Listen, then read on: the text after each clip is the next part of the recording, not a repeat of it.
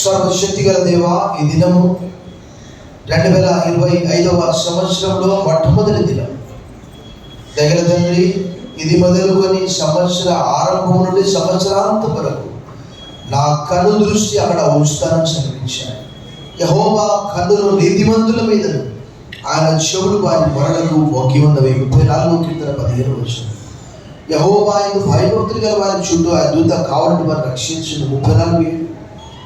ఈ దినము మందిరానికి హాజరైన నీ బిడ్డలందరికీ వారు తమ తమ ప్రాంతంలో తమ తమ పనులకు వెలుచు ఉండగా, ఇది మొదలుకొని ఈ సంవత్సరం అంతా కూడా 2025 డిసెంబర్ 31 వరకు వ్యక్తిగత, కుటుంబ, ఆధ్యాత్మిక, ఆరోగ్య, ఉద్యోగ, వ్యాపార, ప్రయాణ జీవితాలు, చదువుల్లో, అకాడమిక్ ఇయర్లో తోడుగా ఉండమని మనవి చేస్తున్నాం.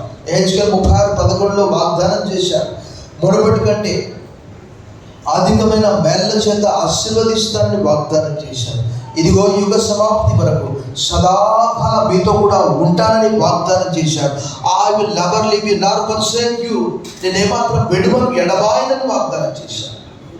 ఈ సంవత్సరం అంతా కూడా మాతో నాతో ఉండి నడిపించమని సమస్త మహిమ, ఘనత, కీర్తిని ఆరోపిస్తూ యేసు నామములో ప్రార్థిస్తున్నాం తండ్రి, ఆమేన్.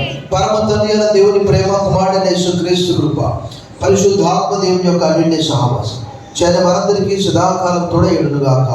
ఆమేన్.